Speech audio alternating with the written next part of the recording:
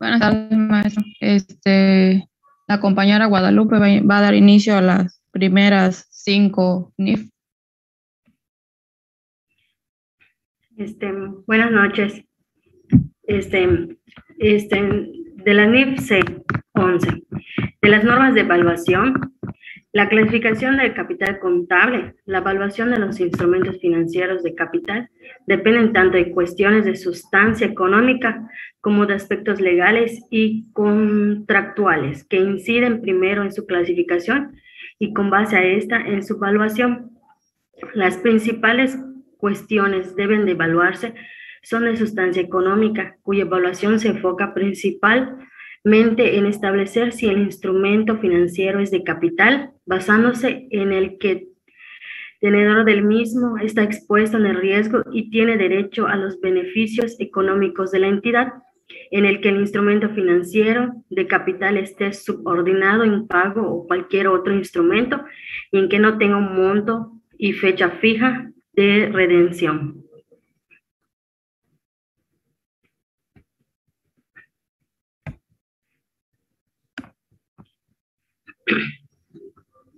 Las principales cuestiones deben de evaluarse son de sustancia económica, cuya evaluación se enfoca principalmente en establecer si el instrumento financiero es de capital, basándose en el tenedor del mismo y está expuesto a los riesgos y tiene derecho a los beneficios económicos de la entidad, en el que el instrumento financiero de capital esté subordinado en el pago de cualquier instrumento y no tenga un monto y fecha fija de redención, de aspectos legales y contractuales. Estos índices también en su clasificación, acciones de evaluarse estos aspectos legales y contractuales deben considerarse también en su sustancia económica y no solo en su forma.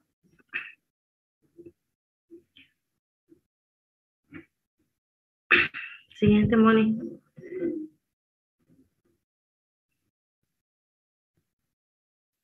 Aportaciones para futuros aumentos de capital.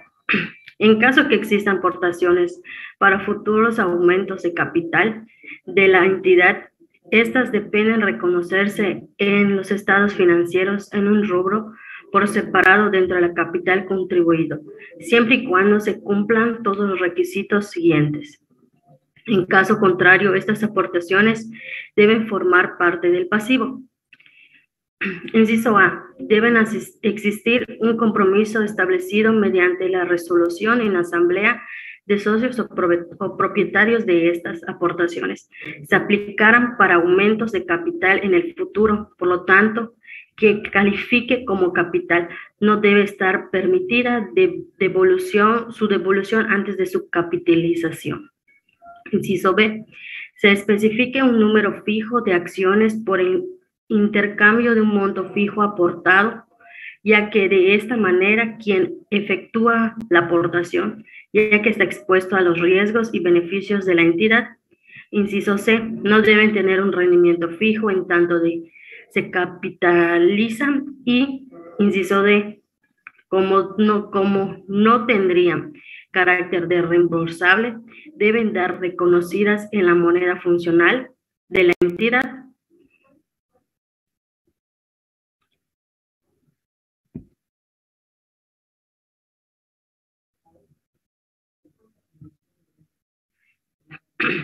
Prima en emisión de acciones y otras primas. Al efectuarse colocaciones de acciones, las entidades emisoras reciban importes que exceden a los valores nominales de estas acciones, los cuales deben reconocerse en un rubro denominado prima en emisión de acciones o prima en suscripción de acciones. Quienes efectúan estos pagos no tienen derecho preferencial sobre capital adicional, ya que todos los propietarios participan en este importe en proporción a las acciones que poseen.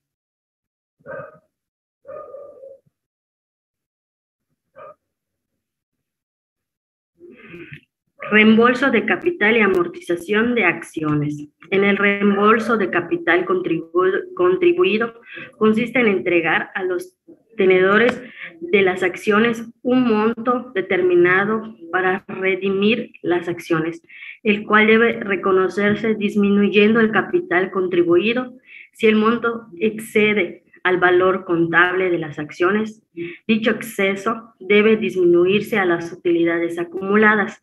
En el caso en que los estatutos sociales de la entidad prevean la amortización de acciones contra utilidades acumuladas, dicha amortización debe considerarse como una reducción de capital ganado.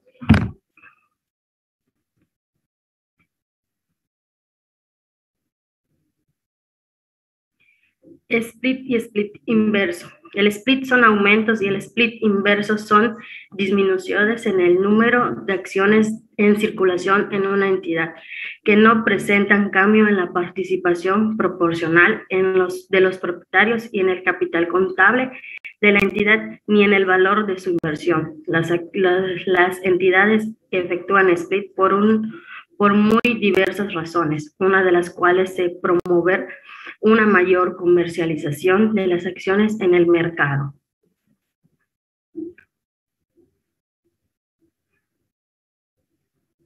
NIF C12, inicio de vigencia en 2014. El objetivo de esta NIF es establecer normas de reconocimiento inicial relativas a instrumentos financieros con características del pasivo y de capital, instrumentos financieros compuestos en los estados financieros de las entidades. Esta NIF es aplicable en todas las entidades que emiten instrumentos financieros compuestos, quienes, con base a la sustancia económica de los mismos, deben identificar el componente del pasivo y el capital para entonces hacer el reconocimiento contable de cada uno de ellos en esta forma separada.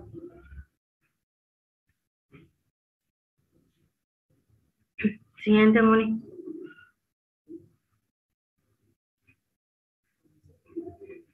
Evaluación del componente del pasivo. El valor del componente del pasivo es equivalente al valor presente de los flujos efectivos a pagar en la fecha de liquidación del instrumento, utilizando una tasa de mercado y de instrumentos que no tienen componente capital.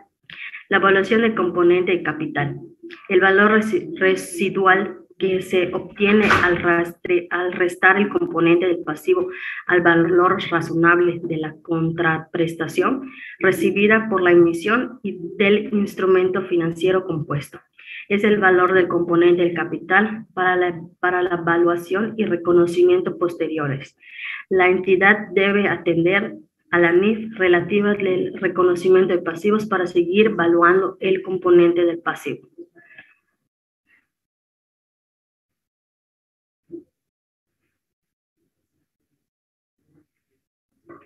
Los principales cambios de consecuencias se establece en la principal característica de un instrumento financiero para clasificarlo como el de capital. Es el tenedor del mismo que esté expuesto a los riesgos y beneficios de la entidad, en el lugar de tener el derecho de cobrar un monto fijo. Se incorpora el concepto de subordinación del pago, elemento muy importante para clasificar un instrumento como capital, pues en caso contrario, si un instrumento tuviera preferencia a pago o reembolso ante otros instrumentos, clasificaría como pasivo por la obligación que existe de liquidarlo. En forma excepcional, se establece que cuando la redención de un instrumento se pueda ejercer solo hasta la liquidación de la sociedad, en tanto no exista otra obligación ineludible que de pago a favor del tenedor, el instrumento redimible se clasifica como capital.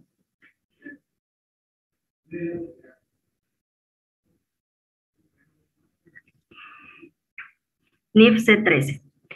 Esta NIF tiene como finalidad establecer normas particulares de revelación aplicables a las operaciones con partes relacionadas con la posibilidad de los estados financieros pudieran estar afectados o afectarse en el futuro por la existencia de partes relacionadas, así como otras operaciones celebradas y otras pendientes como estas.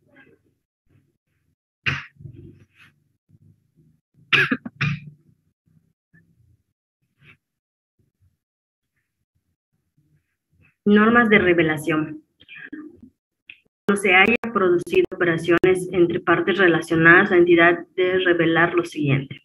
Naturaleza de la revelación, descripción, compras y ventas de inventarios, compras y ventas de propiedades y otros activos, prestación y recepción de servicios, como datos otorgados y recibidos, arrendamientos otorgados y tomados, transferencias de investigación y desarrollo, transferencia de licencias, transferencia de recursos por acuerdos financieros, préstamos y aportaciones a capital en efectivo o especie, garantías y avales otorgados y recibidos, cesión y absorción de deuda, liquidación o sustitución de pasivo a nombre de la entidad, pagos y cobros basados en las acciones.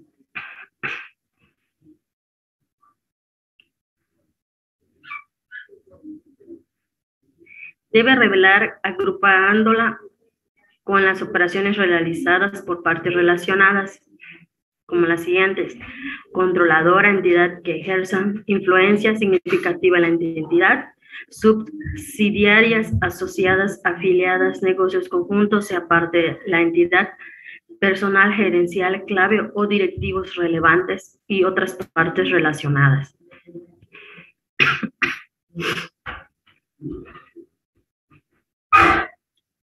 C14, NIF C14, transferencia y bajos de activos financieros. El objetivo de esta NIF es establecer normas para reconocer transferencias y bajas de activos financieros distintos al efectivo. El principio básico de esta NIF es el que la entidad debe dar de baja un activo financiero solo cuando los derechos contractuales a los fijos del efectivo del activo se han ejercicio o expiran, o se hayan transferido el activo financiero, y esto califica como baja según esta NIF.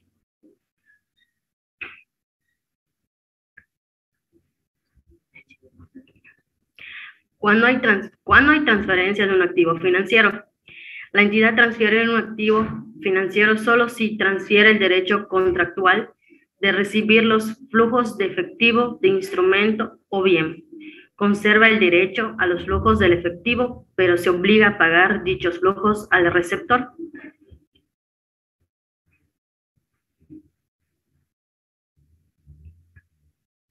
Cuando hay transferencia de un activo financiero, implica baja del activo. Si los activos y beneficios sustanciales del activo fueron transferidos totalmente, sí baja. No fueron transferidos totalmente, no baja. Si no fue claro si fueron transferidos, debe evaluarse si hay control, no baja. No hay control, sí baja.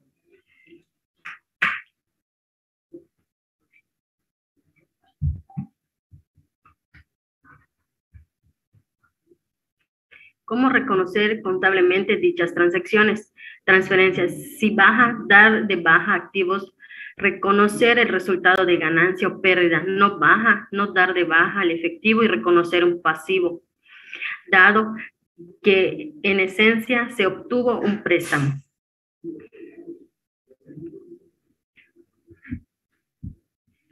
NIF C15. El objetivo es proporcionar criterios para la identificación de situaciones que presentan evidencias respecto a un posible deterioro en el valor de los activos de larga duración, tangibles e intangibles.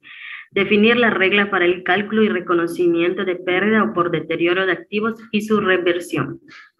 Establecer las reglas de presentación y revelación de los activos cuyo valor se ha deteriorado o su deterioro se ha revertido. Establece las reglas de presentación y revelación aplicable a la discontinuación de operaciones.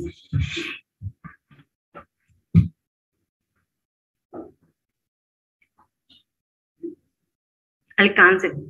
El C15 aplica los activos de larga duración, tangibles e intangibles, incluyendo el crédito mercantil, los activos de larga duración registrados con un arrendamiento contabilizable por el arrendamiento, los activos de larga duración en contrario operativos por parte del arrendador, los activos y las obligaciones, los pasivos asociados en un plan formal de la entidad para discontinuar una actividad existente.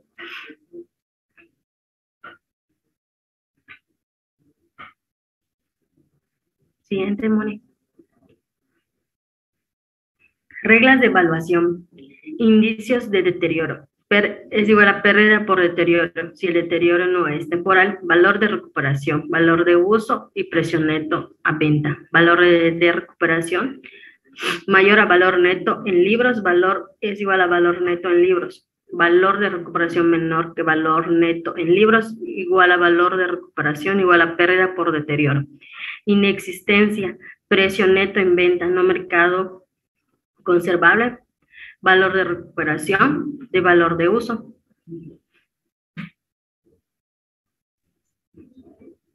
Lupita, perdón, te interrumpo así un segundito, porque sé que luego no tienen por ahí ningún pendientito, pero para ver si tienen por ahí. Hola, maestro, buenas noches. ¿Qué tal, Indira? Buenas tardes. Muy bien. Buenas noches, maestra. Hola, Mónica. Hola, Gandhi, Ofelia. ¿Quién más veo por acá? Manuel, Mirna. Buenas noches, Mirna. Buenas noches. Buenas noches. Está completo el salón. Muy bien. Estudiando en la tarde, muy bien. Oigan, chicos, entonces no sé si tengan por ahí algún pendiente. ¿Todo bien? Todo bien, maestra. ¿Perdón? Todo bien. Ah, bueno. Muy bien. Pues gustan saludarles igual, maestro. Hasta luego. Les dejo. Gracias, Indira. Bien, maestra. Siga con su exposición. Bye. Vale, maestra.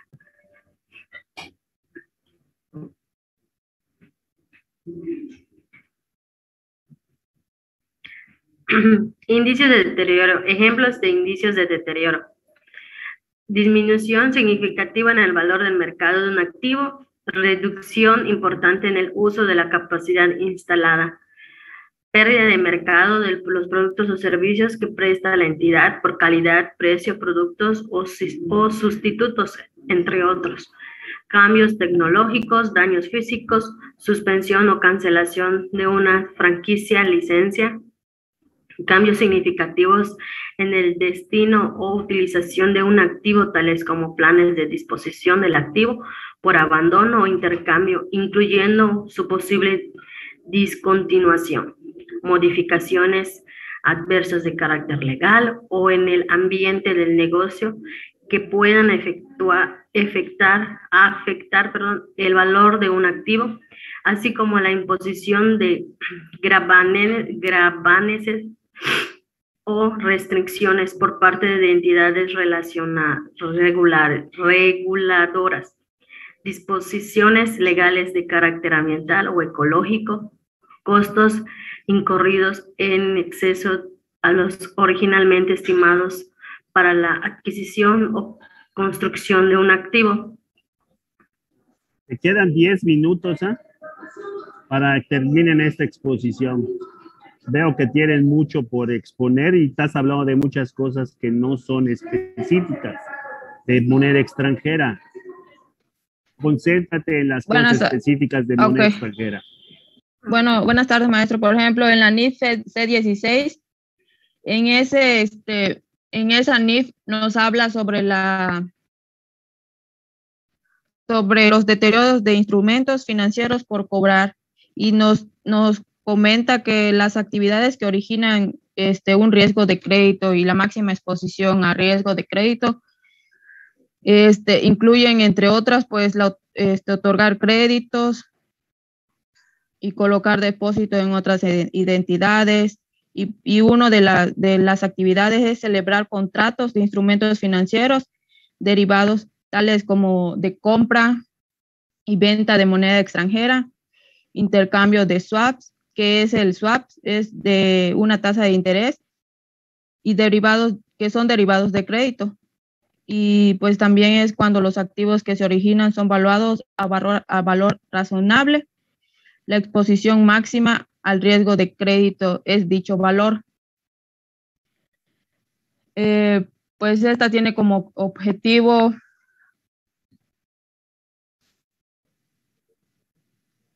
establecer las normas para la evaluación, presentación y revelación de las pérdidas por deterioro de todos los instrumentos financieros, por cobrar y los estados financieros de una entidad económica, que es la IFC, que es los instrumentos financieros por cobrar.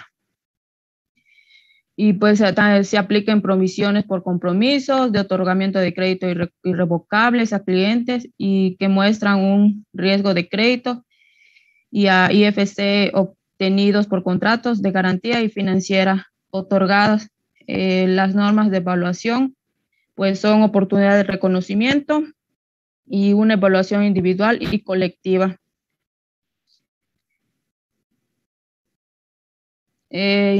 Información y también la información para la determinación de la IFC. Y pues, una entidad debe determinar las PSE sobre IFC de tal manera que se considere un monto sin sesgos y una probabilidad ponderada que sea determinada evaluando un rango de posibles ocurrencias, el valor del dinero en el tiempo y información razonable y respaldada que esté disponible sin ningún esfuerzo o costo desproporcionado a la fecha de los estados financieros sobre eventos pasados, condiciones actuales y pronóstico de condiciones económicas futuras. Las otras son propiedades de inversión, que es la NIF C17. En esta NIF es establecer las normas de evaluación. Antes de cambiar de la NIF C16, entendamos que la NIF C16 habla sobre que debo de determinar las posibles pérdidas que yo tuviera por mis cuentas por cobrar, por mis ventas a crédito. Aquí lo que hay que comentar es que si yo tengo ventas en moneda extranjera, Es que me faltan 5 minutos. pues determinaré un valor de la pérdida de esa moneda extranjera. Y esa pérdida, pues así como se actualiza la cuenta por cobrar, también se actualiza la estimación relativa a la cuenta por cobrar en moneda extranjera.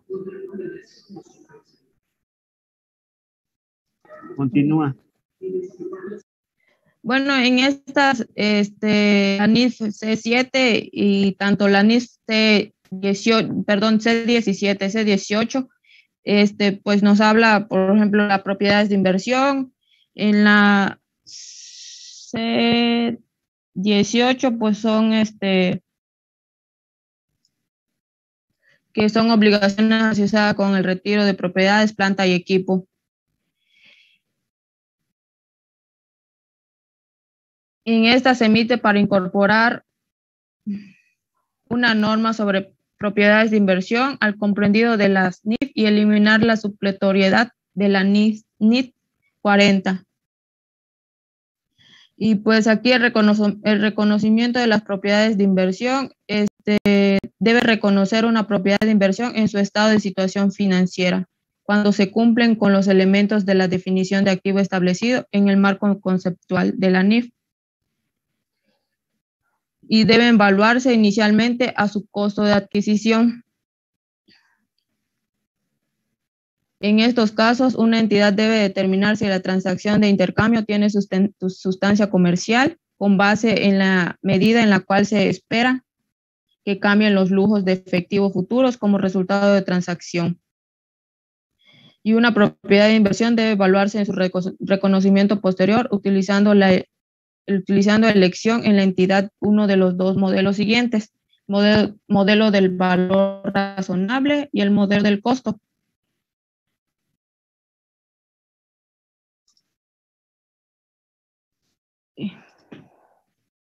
En la NIF C18, la obligación presente estará constituida por el importe evaluado en forma racional en la entidad tendrá que utilizar para liquidar la obligación en la fecha del balance general y para transferirla en un tercero en esta fecha.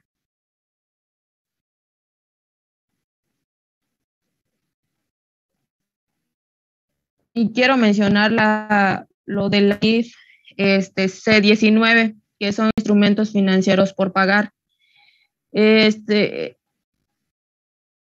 Para el reconocimiento inicial y posterior de los instrumentos financieros por pagar en los estados financieros de una entidad económica, la NIF C19 fue aprobada por unanimidad por el Consejo Emisor del CINIF en noviembre del 2014. Las razones para emitir esta norma, debido a que las características de los pasivos financieros y los pasivos por provisiones son distintas. El CINIF ha considerado conveniente separar en dos normas la normativa correspondiente. Se segrega la normativa referente a pasivos financieros, la cual se traslada a la norma de información financiera C19, instrumentos financieros por pagar, y la parte de provisiones, contingencias y compromisos, y traslada a la NIF C9, provisiones, contingencias y compromisos. Otras cuestiones de reconocimiento inicial. La IFP, denominados en moneda extranjera o en alguna otra unidad de intercambio, deben reconocerse inicialmente considerando lo establecido para transacciones en moneda extranjera en la NIF B15, conversión en moneda extranjera.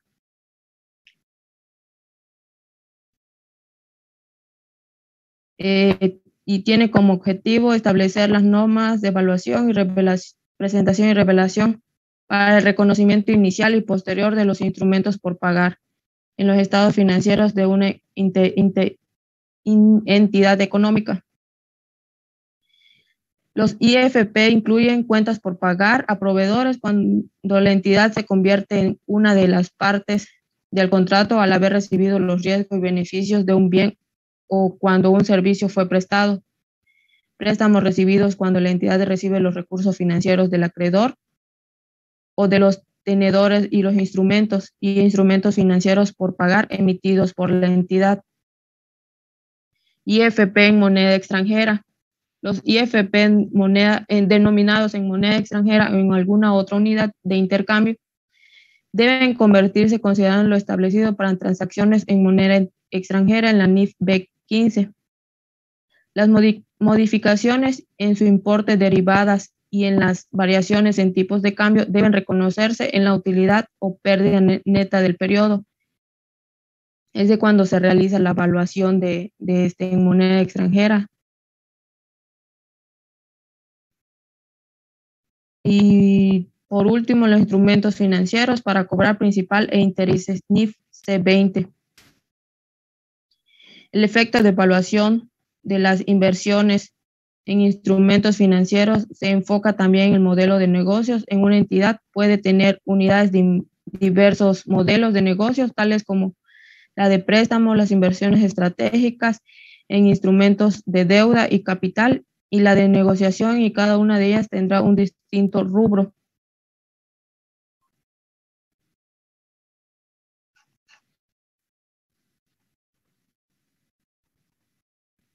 Y pues al calcular la tasa de intereses efectiva, la entidad debe estimar los flujos de efectivos separados, considerando todos los términos puntuales del instrumento financiero, pero no considerar las pérdidas crediticias esperadas al estimar los flujos de efectivo, el cual debe incluir todas las comisiones y otros cargos pagados y recibidos entre las partes del contrato, que sean parte de la tasa de interés efectiva, así como los costos de transacción y todas las primas o descuentos. Existe la presunción de que los flujos de efectivo y la vida esperada del instrumento financiero puedan ser confiablemente estimados.